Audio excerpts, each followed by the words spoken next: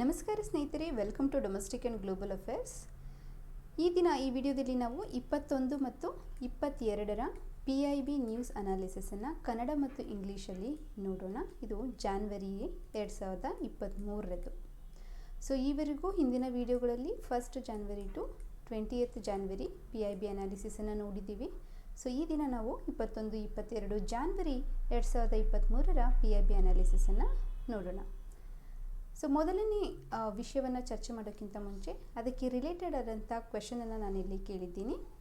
So ಮೊದಲನೇ question, president Draupadi Murmu will confer the Pradhan Mantri Rashtriya Bal Puraskar 2023 upon 11 children's for their exceptional achievement. Identify the incorrect statement about this. ಅಂದರೆ ರಾಷ್ಟ್ರಪತಿ ದ್ರೌಪದಿ ಮುರ್ಮು ಅವರು 11 ಮಕ್ಕಳಿಗೆ ಅವರ ಅಸಾಧಾರಣ ಸಾಧನೆಗಾಗಿ ಪ್ರಧಾನಮಂತ್ರಿ ರಾಷ್ಟ್ರೀಯ ಬಾಲ ಪುರಸ್ಕಾರ 2023 ನೀಡಲಿದ್ದಾರೆ. ಈ ಪ್ರಶಸ್ತಿಯ ಬಗ್ಗೆ ತಪ್ಪಾದ ಹೇಳಿಕೆಯನ್ನು ಗುರುತಿಸಿ.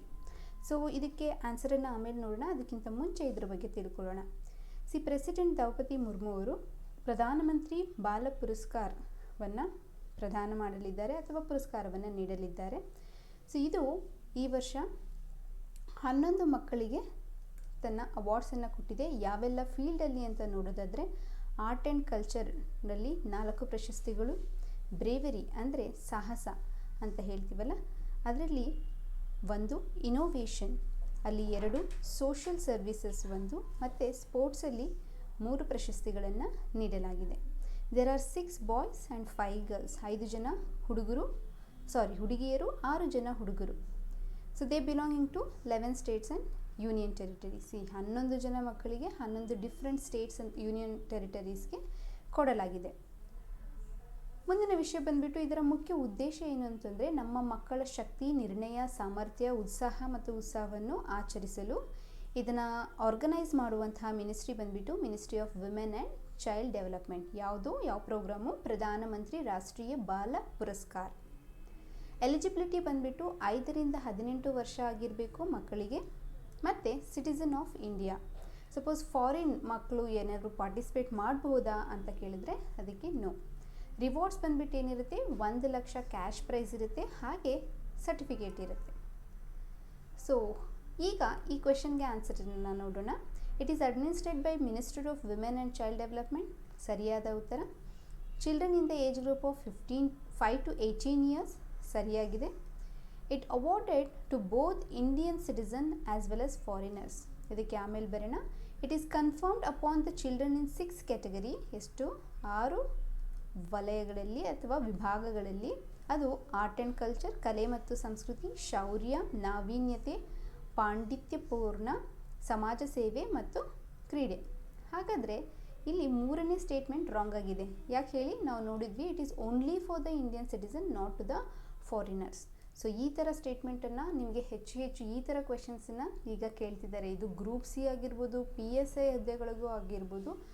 ಯಾವ ಮಿನಿಸ್ಟ್ರಿ ಅಂತ ಕೇಳೋದಕ್ಕಿಂತ ಸ್ಟೇಟ್ಮೆಂಟನ್ನು ಪರಿಗಣಿಸಿ ಅದರಲ್ಲಿ ಸರಿಯಾದದನ್ನು ಗುರುತಿಸಿ, ತಪ್ಪಾದದನ್ನು ಗುರುತಿಸಿ ಅಂತ ಹೇಳಿದ್ದಾರೆ. ಸೊ ಆ ನಿಟ್ಟಿನಲ್ಲಿ ಈ ಕ್ವೆಶನನ್ನು ನಾವು ಕೇಳಿದ್ದೇವೆ. ಸೊ ಮುಂದಿನ ವಿಷಯ ಬಂದುಬಿಟ್ಟು export promotion capital goods scheme, ಅಂದರೆ ರಫ್ತು ಪ್ರಚಾರ ಬಂಡವಾಳ ಸರಕುಗಳ ಯೋಜನೆ.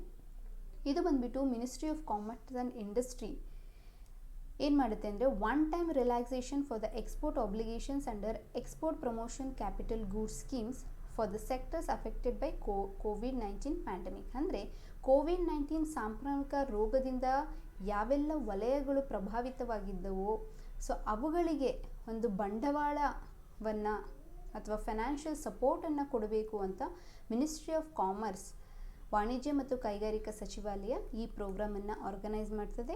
ಯಾಕೆ ಅಂತ ಕೇಳಿದರೆ, ಆಗಲೇ ಚರ್ಚೆ ಮಾಡಿದಾಗ ರಫ್ತು ಚಟುವಟಿಕೆಗಳ ಮೇಲೆ ಸಾಂಕ್ರಾಮಿಕ ರೋಗದ ಋಣಾತ್ಮಕ ಪ್ರಭಾವವನ್ನು ನಿಭಾಯಿಸಲು ಈ ವಲಯಗೆ ಸಹಾಯ ಮಾಡಲು. ಹಾಗೆ ಯಾವೆಲ್ಲ ಸೆಕ್ಟರ್ಸ್ ಎಲಿಜಿಬಲ್ ಇದೆ ಅಂತ ನೋಡಿದ್ರೆ, hotel, health care and education ಸೆಕ್ಟರ್ಸ್ನ ನೆನ್ಪಿಟ್ಕೊಳ್ಳಿ, ಬಿಕಾಸ್ ನಿಮ್ಮನ್ನು ಕನ್ಫ್ಯೂಸ್ ಮಾಡೋದಕ್ಕೆ. ಸೊ ಈ ಸೆಕ್ಟರ್ಸಲ್ಲಿ ಎಜುಕೇಷನ್, ಹೆಲ್ತ್, ಹೋಟೆಲ್ ಆ್ಯಂಡ್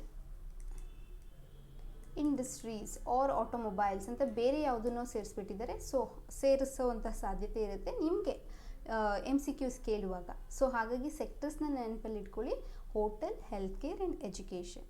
ಸಡಿಲಿಕೆಯನ್ನು ನೋಡೋದಾದರೆ 2020-21 ಮತ್ತು 2021-22 ವರ್ಷಗಳಿಗೆ ಅವರಿಗೆ ನೀಡಲಾದ ಎಕ್ಸ್ಪೋರ್ಟ್ ಪ್ರಮೋಷನ್ ಕ್ರೆಡಿಟ್ ಗ್ಯಾರಂಟಿ ಅಧಿಕಾರಿಗಳಿಗೆ ಸರಾಸರಿ ರಫ್ತು ಬಾಧ್ಯತೆಯನ್ನು ನಿರ್ವಹಿಸುವುದು.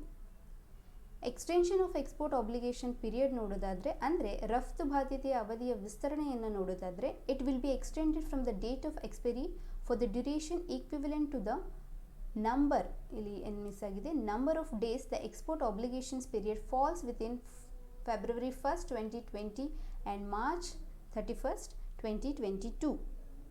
ಅಂದರೆ ರಫ್ತು ಬಾಧ್ಯತೆಯು ಈ ಪೀರಿಯಡ್ ಒಳಗಡೆ ಬರಬೇಕು. ಫೆಬ್ರವರಿ 1, 2020 ಮತ್ತು ಮಾರ್ಚ್ 31, 2022 ಒಳಗೆ ಬರುವ ದಿನಗಳ ಅವಧಿಗೆ ಸಮನಾದ ಅವಧಿಗೆ ಮುಕ್ತಾಯ ದಿನಾಂಕದಿಂದ ವಿಸ್ತರಿಸಲಾಗುತ್ತದೆ.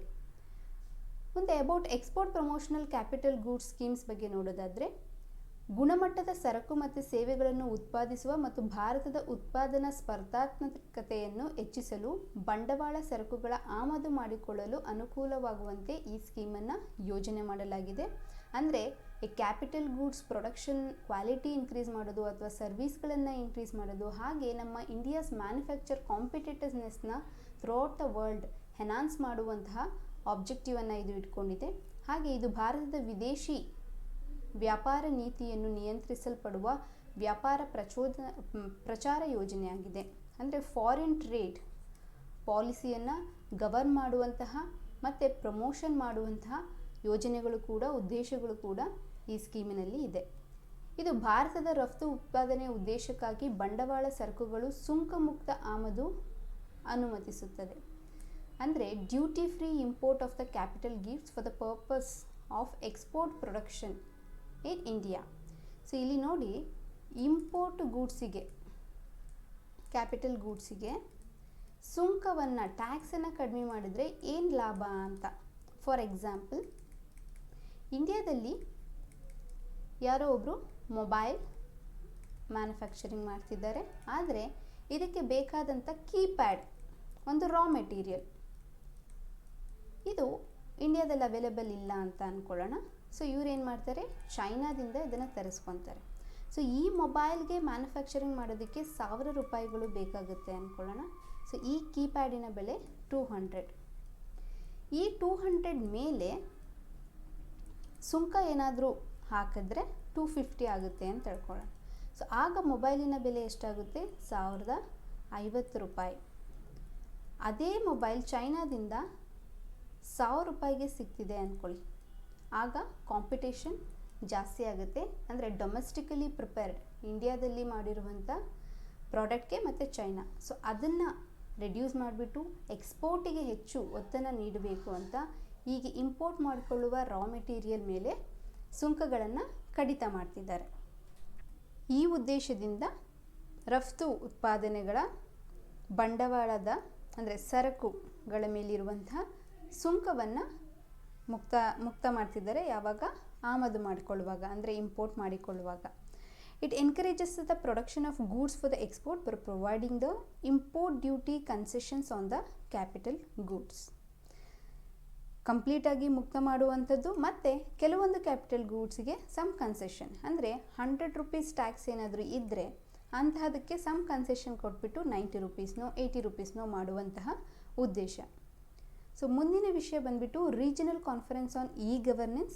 ಸೊ ಇದರ ವಿಷಯವಾಗಿ ಒಂದು ಕ್ವೆಶನನ್ನು ಕೇಳಿದ್ದೀನಿ. Where was the regional conference on e governance recently organised by department of administrative reforms and public grievances to discuss the ways to improve e services, digital platforms and e governance models in India.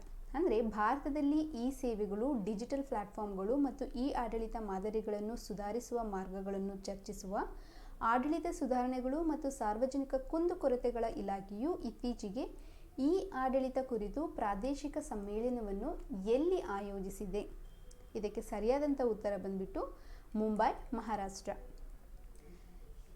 ಇದರ ಉದ್ದೇಶ ಬಂದ್ಬಿಟ್ಟು to create a common platform to share the experience in the formulation and the implementation of the best practices in the following areas. Following areas ಅಂತಂದರೆ ಇಲ್ಲಿ ಯಾವುದೆಲ್ಲ ಹೇಳಿದ್ದೀನಲ್ವಾ, E services, digital platform ಮತ್ತು E governance.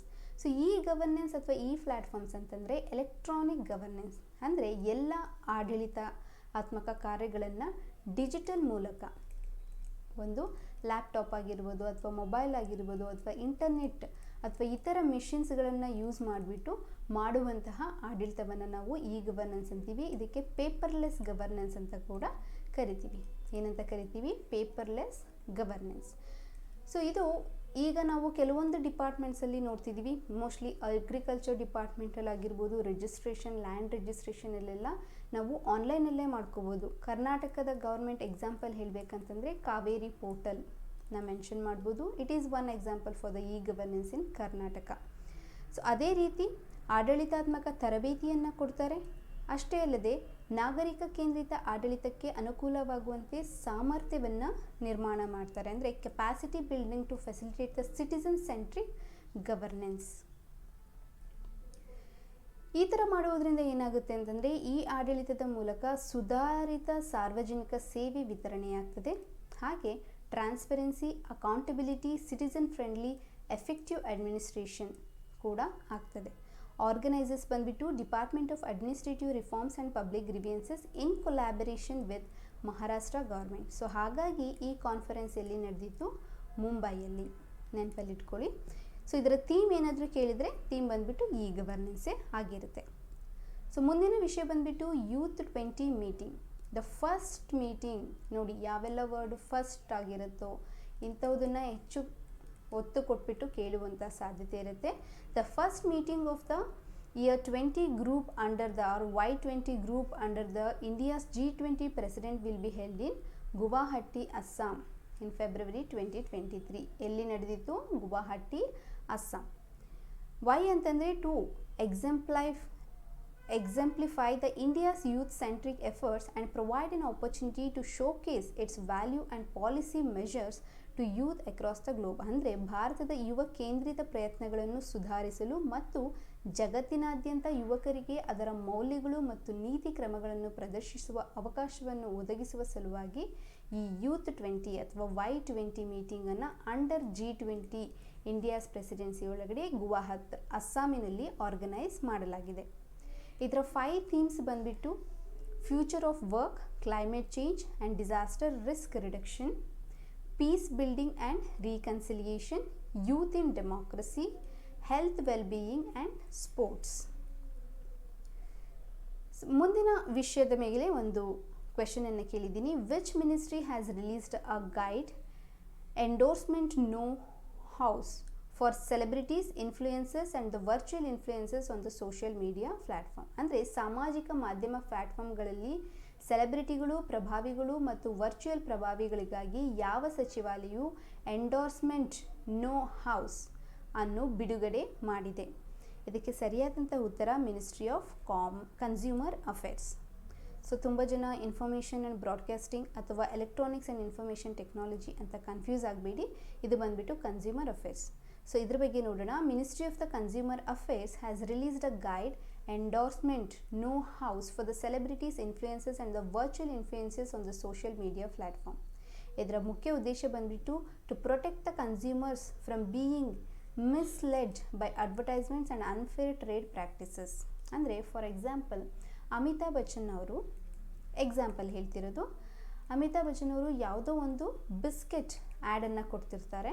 ಇದು ಮಕ್ಕಳಿಗೆ ತುಂಬ ಹೆಲ್ತಿಯಾಗಿರುತ್ತೆ, ನ್ಯೂಟ್ರಿಷನನ್ನು provide ಮಾಡುತ್ತೆ. But ಅದರ ಮೇಲೆ ರಿಸರ್ಚನ್ನು ಮಾಡಿದಾಗ ಈ ಬಿಸ್ಕೆಟಲ್ಲಿ ಸಾಲ್ಟ್ ಕಂಟೆಂಟ್ ಆಗಿರ್ಬೋದು, ಶುಗರ್ ಆಗಿರ್ಬೋದು, ಆಯಿಲ್ ಆಗಿರ್ಬೋದು ಅಥವಾ ಫ್ಯಾಟ್ ಆಗಿರ್ಬೋದು ತುಂಬ ಹೆಚ್ಚಿಗೆ ಇರುತ್ತೆ. It is not good for the health of the children's ಅಂತ ಬಂದಾಗ ಅದು ತಪ್ಪು. ಅಂತಹ ಅಡ್ವರ್ಟೈಸ್ಮೆಂಟ್ಗಳನ್ನು ಅಥವಾ ಅನ್ಫೇರ್ ಟ್ರೇಡ್ ಪ್ರಾಕ್ಟೀಸ್ಗಳನ್ನು ಕಂಟ್ರೋಲ್ ಮಾಡೋದಕ್ಕೋಸ್ಕರ ಈ ಒಂದು ಗೈಡ್ಲೈನ್ಸನ್ನು ಮಿನಿಸ್ಟ್ರಿ ಆಫ್ ಕನ್ಸ್ಯೂಮರ್ ಅಫೇರ್ಸ್ ಬಿಡುಗಡೆ ಮಾಡಿದೆ. ಸೊ ಅವರು ಯಾವುದೇ ಆದಂಥ ಅಡ್ವರ್ಟೈಸ್ಮೆಂಟ್ ಅಥವಾ ಈ ಥರ ಟ್ರೇಡ್ ಪ್ರಾಕ್ಟೀಸ್ಗಳನ್ನು ಮಾಡುವಾಗ ಈ ಗೈಡ್ಲೈನ್ಸ್ಗಳನ್ನು ಓದ್ಕೊಳ್ಬೇಕಾಗುತ್ತದೆ. ಯಾಕಂದರೆ ಅಂಥ ಅಡ್ವರ್ಟೈಸ್ಮೆಂಟ್ ಮಾಡಿದಾಗ ಅಮಿತಾಬ್ ಬಚ್ಚನ್ ಅವರೇ ಹೇಳ್ತಿದ್ದಾರೆ. ಫಾರ್ ಎಕ್ಸಾಂಪಲ್ ಇನ್ನು ಕರ್ನಾಟಕದಲ್ಲಿ ರಾಜ್ಕುಮಾರ್ ಆಗಿರ್ಬೋದು ಅಥವಾ ವೆರಿ ಇನ್ಫ್ಲೂಯೆನ್ಷಿಯಲ್ ಪರ್ಸನ್ ಸುದೀಪ್ ಅಥವಾ ದರ್ಶನ್, ಈ ಥರ ಆ್ಯಕ್ಟರ್ಸ್ಗಳಿಗೆ ತುಂಬ ಫಾಲೋಯರ್ಸ್ ಇದ್ದಾರೆ. ಸೊ ಅವರೇನಾದರೂ ಒಂದು ಪ್ರಾಡಕ್ಟ್ ಬಗ್ಗೆ ಅಡ್ವರ್ಟೈಸ್ಮೆಂಟ್ ಮಾಡಿದರೆ ಹೆಚ್ಚು ನಂಬಿಕೆ ಇಟ್ಟು ಜನಗಳು ಅದನ್ನು ಕೊಂಡುಕೊಳ್ಳುವ ಸಾಧ್ಯತೆ ಇದೆ. ಸೊ ಆ ಥರ ಮಿಸ್ಲೀಡನ್ನು ತಪ್ಪಿಸಬೇಕು ಮತ್ತು ಅನ್ಟ್ರೇಡ್ ಪ್ರಾಕ್ಟೀಸನ್ನು ಕಡಿಮೆ ಮಾಡಬೇಕು ಅಂತ ಅಂದ್ಬಿಟ್ಟು ಈ ಗೈಡ್ಲೈನ್ಸನ್ನು ministry of consumer affairs release ಮಾಡಿದೆ. ಇದರ ಮುಖ್ಯ ಉದ್ದೇಶ ಬಂದ್ಬಿಟ್ಟು ಉತ್ಪನ್ನಗಳು ಅಥವಾ ಸೇವೆಗಳನ್ನು ಅನುಮೋದಿಸುವಾಗ ವ್ಯಕ್ತಿಗಳು ತಮ್ಮ ಪ್ರೇಕ್ಷಕರನ್ನು ದಾರಿ ತಪ್ಪಿಸುವುದಿಲ್ಲ ಎಂದು ಖಚಿತಪಡಿಸಿಕೊಳ್ಳಬೇಕು. ಇಲ್ಲಿ ನೋಡಿ, ಬರೀ ಪ್ರಾಡಕ್ಟ್ಸ್ಗೆ ಅಷ್ಟೇ ಅಲ್ಲ, both for the service and the ಪ್ರಾಡಕ್ಟ್ಸ್ಗೂ ಕೂಡ ಇದಿದೆ. ಸರ್ವಿಸಸ್ ಅಂದರೆ ಫಾರ್ ಎಕ್ಸಾಂಪಲ್ ರೆಡ್ ಬಸ್ಸಲ್ಲಿ ನಾವು ಯೂಶಲಿ ಅಲ್ಲು ಅರ್ಜುನ್ ಅವರನ್ನು ನೋಡ್ತಿರ್ತೀವಿ. ಅವ್ರೇನು ಹೇಳ್ತಾರೆ, ಯಾವಾಗಲೂ ಅವೈಲಬಿಲಿಟಿ ಇದೆ, ಸೀಟ್ ಬುಕ್ಕಿಂಗ್ ಈಸಿ ಮಾಡ್ಬೋದು, ಆನ್ಲೈನಲ್ಲೇ ಬುಕ್ ಮಾಡ್ಬೋದು ಅಂತ. ಸೊ ಅಲ್ಲು ಅರ್ಜುನ್ ಹೇಳ್ತಿದ್ದಾರೆ ಅಂತಂದರೆ ಇದೊಂದು ಜೆನ್ಯೂನ್ ಆಗಿರ್ಬೋದು ಅಂತ. ನೀವೇನಾದರೂ ಆನ್ಲೈನಲ್ಲಿ ಮಾಡಿದ್ವಿ, ಆಗ ದುಡ್ಡು ಕಟ್ಟಾಗುತ್ತೆ, ಆದರೆ ಸೀಟೇ ಬುಕ್ ಆಗಲ್ಲ. ಸೊ ಈ ಥರ ಸೇವೆಗಳಲ್ಲಿ, ಉತ್ಪನ್ನಗಳಲ್ಲಿ ಪ್ರೇಕ್ಷಕರಿಗೆ ದಾರಿ ತಪ್ಪಿಸುವಂಥ ಯಾವುದಾದರೂ ಒಂದಿದ್ದರೆ ಅದನ್ನು ಮುಂಚಿತವಾಗಿ ಅವರ ಅಡ್ವರ್ಟೈಸ್ಮೆಂಟ್ ಮಾಡುವಂತಹ ಮುಂಚಿತವಾಗಿಯೇ ಈ ಗೈಡ್ಲೈನ್ಸ್ಗಳನ್ನು ಓದ್ಕೊಂಡ್ಬಿಟ್ಟು ಆನಂತರ ಅವರು ಅದನ್ನು ಖಚಿತಪಡಿಸ್ಕೊಳ್ಬೇಕು ಅನ್ನೋ ಉದ್ದೇಶ ಕೂಡ ಆಗಿದೆ. ಹಾಗೆ ಅವರು ಗ್ರಾಹಕ ಸಂರಕ್ಷಣಾ ಕಾಯ್ದೆ 2019 ಯಾವುದು ದ ಕನ್ಸ್ಯೂಮರ್ ಪ್ರೊಟೆಕ್ಷನ್ ಆ್ಯಕ್ಟ್ 2019 ಮತ್ತು ಯಾವುದೇ ಸಂಬಂಧಿಸಿದ ನಿಯಮಗಳು ಅಥವಾ ಮಾರ್ಗಸೂಚಿಗಳನ್ನು ಅನುಸರಿಸುತ್ತಿದ್ದಾರೆ ಎಂದು ಖಚಿತಪಡಿಸಿಕೊಳ್ಳಲು ಈ ಗೈಡ್ಲೈನ್ಸನ್ನು ministry of consumer affairs release ಮಾಡಿದೆ.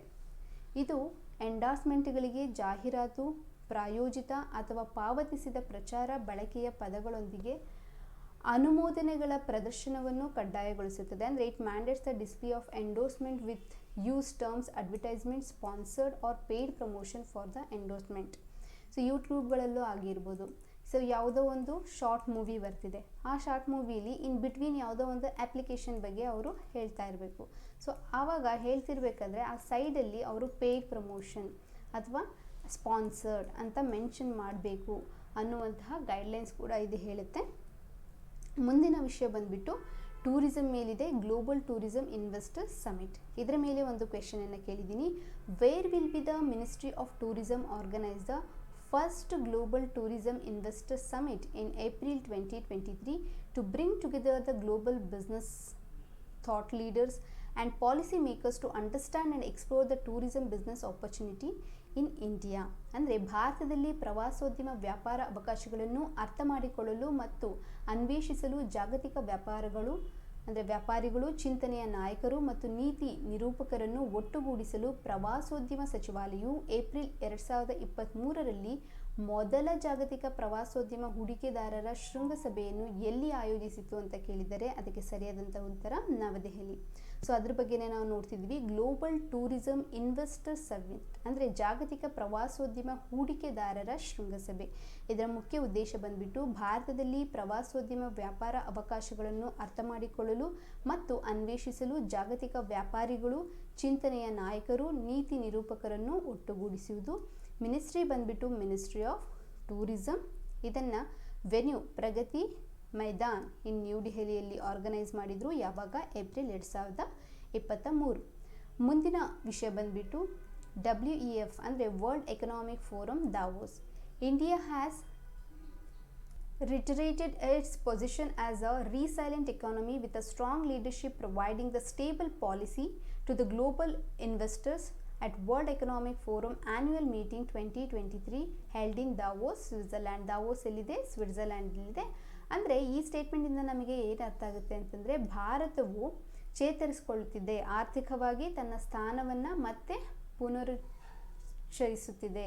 ಹಾಗಾಗಿ ಇನ್ವೆಸ್ಟರ್ಸ್ಗಳಿಗೆ ಹೆಚ್ಚು ಸ್ಥಿರವಾದ ನೀತಿಯನ್ನು ಒದಗಿಸಿಕೊಳ್ಳುವಲ್ಲಿ ಒಂದು ಬಲವಾದ ನಾಯಕತ್ವವನ್ನು ಇಂಡಿಯಾ ಪಡಿತಾ ಇದೆ ಅಂತಲೇ ನೋಡ್ಬೋದು.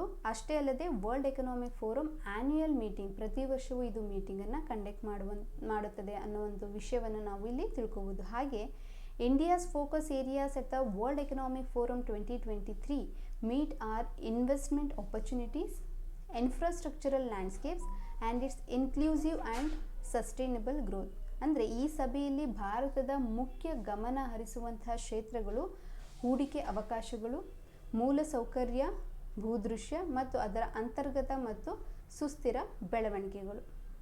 ಹಾಗೆ department for the promotion of industry and internal trade will be hosting the 3 launches to further strengthen the India's presence. ಅಂದರೆ ಲಾಂಜಸ್ ಅಂತಂದರೆ ಕೋಣೆಗಳು. ಅದರಲ್ಲಿ ಮೊದಲನೆಯದಾಗಿ India launch. It will be the focal point of India's all business engagement taking the places on the sidelines of World economic Forum annual meeting 2023. ಮತ್ತು India inclusivity launch. It represented the voice of the smaller entrepreneurs, individual, artisan, women self-help groups and specially abled etc. So ಈ ಲಾಂಚಲ್ಲಿ ಏನು ಮಾಡ್ತಾರೆ ಅಂತಂದರೆ it will showcase the hand made products that presents years of rich Indian heritage and cultural history and generation of craftsmanship. So ಮುಂದಿನ launch ಬಂದುಬಿಟ್ಟು Indian sustainability launch. ಅಂದರೆ India launch ಇನ್ನೊಂದು India's inclusivity launch, ಇನ್ನೊಂದು India sustainability launch. So ಹೆಸರುಗಳನ್ನು ನೆನ್ಪಿಟ್ಕೊಳ್ಳಿ ಮತ್ತು ಅದರ ಉದ್ದೇಶವನ್ನು ನೆನ್ಪಿಟ್ಕೊಳ್ಳಿ, ಯಾವ್ಯಾವ ಸೆಕ್ಟರ್ ಯಾವ್ಯಾವ ಲಾಂಚಲ್ಲಿ ಬರುತ್ತೆ ಅಂತ ನೆನ್ಪಿಟ್ಕೊಳ್ಳಿ. ಹಾಗೆ 3 ಲಾಂಚ್ಗಳು ಇದೆ ಅಂತ ನೆನ್ಪಿಟ್ಕೊಳ್ಳಿ. ಸೊ ಕೊನೆಯ ಲಾಂಚ್ ಬಂದುಬಿಟ್ಟು ಇಂಡಿಯಾ ಸಸ್ಟೈನಬಿಲಿಟಿ ಲಾಂಚ್. ಇದರಲ್ಲಿ through it India will showcase the new and emerging technologies to address the climate change issues faced around the world. These technologies is based on the following 5 broad themes: energy sector, natural resource management, sustainable infrastructure and mobility, food and nutritional security and circular economy. Circular economy ಅಂತಂದರೆ waste to wealth.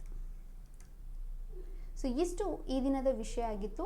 ಅಂದರೆ 21 ಮತ್ತು 22 ಜನವರಿಯ PIBಯ ವಿಷಯ ಆಗಿತ್ತು. ಮುಂದಿನ ವಿಡಿಯೋದೊಂದಿಗೆ ಮತ್ತೆ ಭೇಟಿಯಾಗೋಣ. ಅಲ್ಲಿವರೆಗೂ study well, ಬಾಯ್, take care. ಜೈ ಹಿಂದ್, ಜೈ ಕರ್ನಾಟಕ ಮಾತೆ.